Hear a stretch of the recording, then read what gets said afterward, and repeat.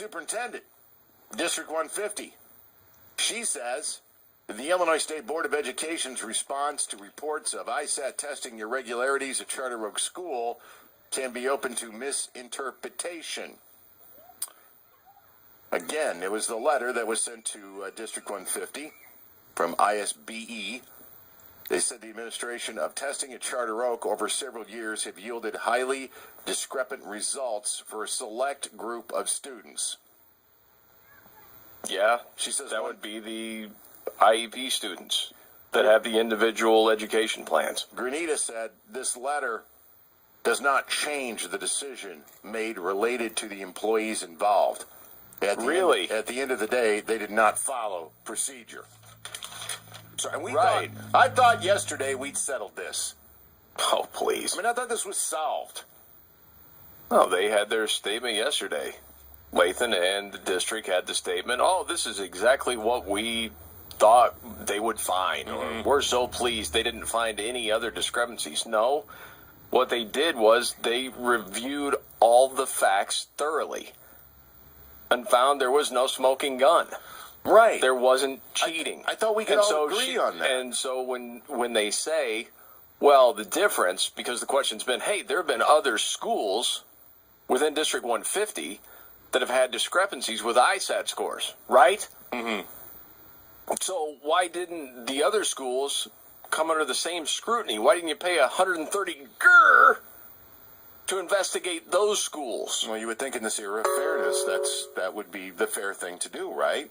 And, well, what she said this morning when she was on Greg and Dan was... Why is this one against a very popular principal? Why was this more punitive and he moved out of his position?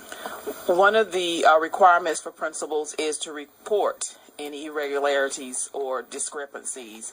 And so during testing season, most times principals are to self-report also on themselves, the mistakes that have been made in their buildings, whether they're mistakes by the teachers or mistakes that they made. For example, maybe they did not provide the the training to their teachers. So it's a difference when you self-report and not report at all. Okay, so the difference is, she says, when you self-report instead of not report at all. And had Wetterauer self-reported the discrepancies, then it would have been different. He'd still be there.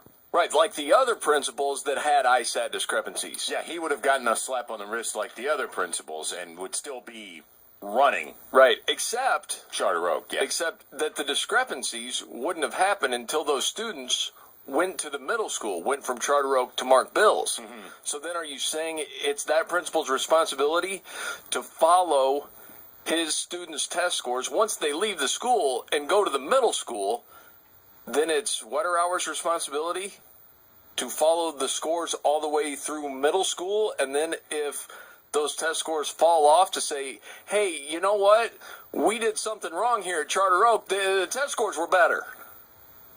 Yeah, that doesn't make much sense to me. And another thing I think too is what if the teachers at Mark Bills, maybe they just weren't as good? Maybe. What? I'm just suggesting. Don't you dare. Maybe that was part of the problem. Was that looked into?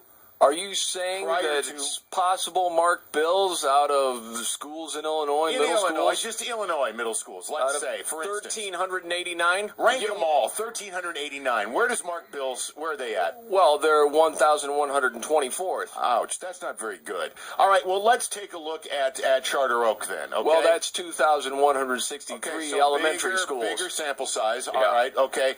2,000, how many again? 163. Okay, they probably are down there around 2,161. Well, they're actually at 171. But how dare you, Scott, insinuate? How is that possible? That all of a sudden Barry... That, my friend, is a discretion in the ranking. Listen, are you saying Barry Switzer couldn't keep the Cowboys' winning ways after Jimmy Johnson? It was Jimmy's fault. I'm saying... if a manager... because they had irregular performance. Right. If a manager at AA has a kid hitting 350 that they call to the major leagues and then he hits 190, you go back to AA and you fire that manager that the kid hit 390 with. It's crazy. What world am I living in? That's the whole thing when they say, hey, it's not a witch hunt. The reason we didn't look into these other schools the way we looked into Charter Oak is because, well, they self-reported. No. So apparently, what Wetterauer was supposed to do is follow his kids all the way through college to make sure their scores kept up. Well, listen, the blue ribbon stuff, highly overrated. Can we all agree on that? All right, that's just a popularity contest. I mean, that has nothing to do with criteria. And we all know that John Wetterauer, well, I think it was explained, right, what kind of guy John Wetterauer is. Oh, we got to get to this other piece of audio. Well, we can play it if you want to. We're up on time. We'll do it. We'll do it, okay? Yes. You have to hear that. It is the most disrespectful thing I've heard said about Wetterauer since all this started. It's beautiful, man. We'll get to it. Coming up. Greg and Dan.